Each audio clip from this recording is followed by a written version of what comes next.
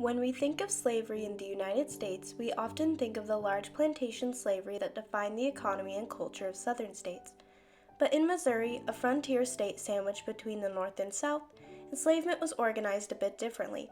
Rather than large plantations, smaller groups of slaves were clustered across the state on farmsteads. Most slaveholders in Missouri owned fewer than 10 slaves. Instead of plantations, slaves worked on family farms like the Wornalls. John Wornall and his family owned 4 slaves, 2 middle-aged women, 1 young man in his 20s, and a young girl who was 3 years old. In Missouri, slaveholders would rarely hire overseers and instead often worked alongside their slaves themselves. If on a family farm, male slaves would take on outdoor physical labor such as plowing fields and harvesting crops, tending to livestock, and blacksmithing. Because of the shortage of skilled laborers on the frontier, many slaves also trained as master craftspeople, fulfilling the need for blacksmiths, carpenters, weavers, shoemakers, and other tradespeople.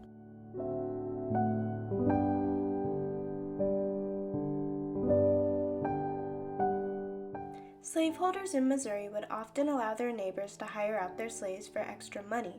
This was also sometimes an opportunity for slaves to make their own money, but how much of the total payment they got to keep was completely up to their enslavers. Female slaves would work indoors, helping in chores like cleaning, sewing, washing laundry, and sometimes providing childcare, but other than that their work would have always been the most dirty, dangerous, and tedious tasks in the household. Some tasks enslaved women were charged with were tending cooking fires, hauling water, and food preparation, which could include cleaning fruits and vegetables or animal carcasses. Even though men worked outdoors and women indoors, milking cows was usually a woman's chore, and female slaves would be in charge of that task. In Missouri, it was common for people enslaved on the same farm to have some kind of familial relationship. However, abroad marriage was also common in many border states. Abroad marriage meant that enslaved husbands and wives belonged to different people, and therefore had to live apart from each other. Husbands were sometimes granted permission to travel and see their wives and children, but families were still separated. Forced migration of slaves between border states meant communities were broken up as well.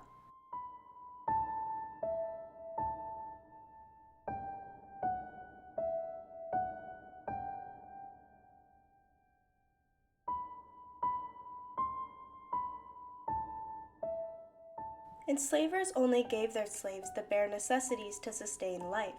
Slaves would make their own clothes. Sometimes slaveholders would give their slaves fabric in order to make garments. However, that fabric was usually meager and of low quality. To supplement that, slaves on more isolated farms would gather up the raw materials and make everything from scratch, even weaving their own fabric.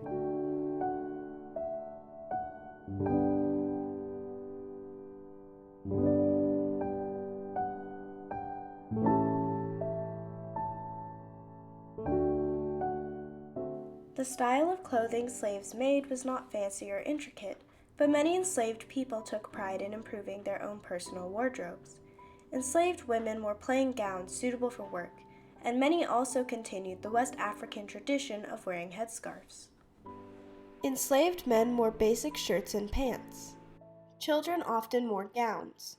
Slaves were given shoes. They were most often brogans, a type of heavy ankle boot. Slaves' clothes could have been made from cotton, wool, osnaburg, linsey woolsey, and denim.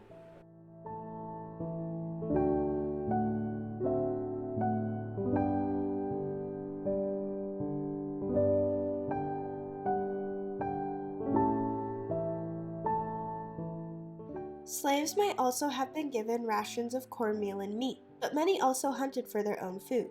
In Missouri, wild game included ducks, geese, squirrels, opossum, and pigeons. Slaves could also grow their own vegetables and keep any livestock they were allowed.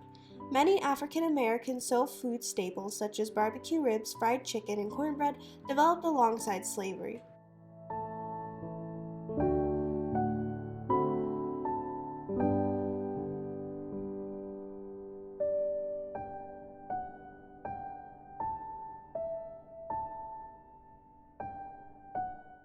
Slaves would live in small houses on the property of their enslavers. The Wornall slaves lived in a small cabin made of logs with puncheon floors.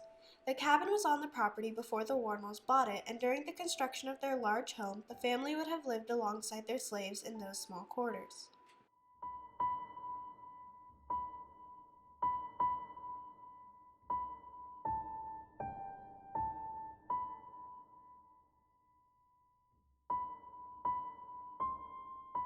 In 1863, President Abraham Lincoln issued the Emancipation Proclamation, which freed slaves living in the South. Sometime shortly after the issue, John Wornall started paying his slaves a wage. His son Frank recalls that this went on for a while until one Sunday morning John and his second wife Alyssa woke for church and found that the slaves had deserted in the middle of the night, having been paid the day before.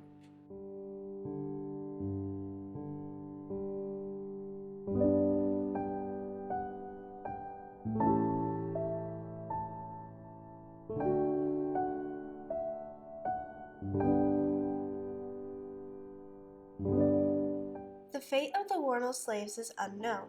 Slavery was officially abolished in Missouri on January 11, 1865 with the passing of a state ordinance. The final vote was 60-4. Slavery was officially abolished in all states with the passing of the 13th Amendment on January 31, 1865.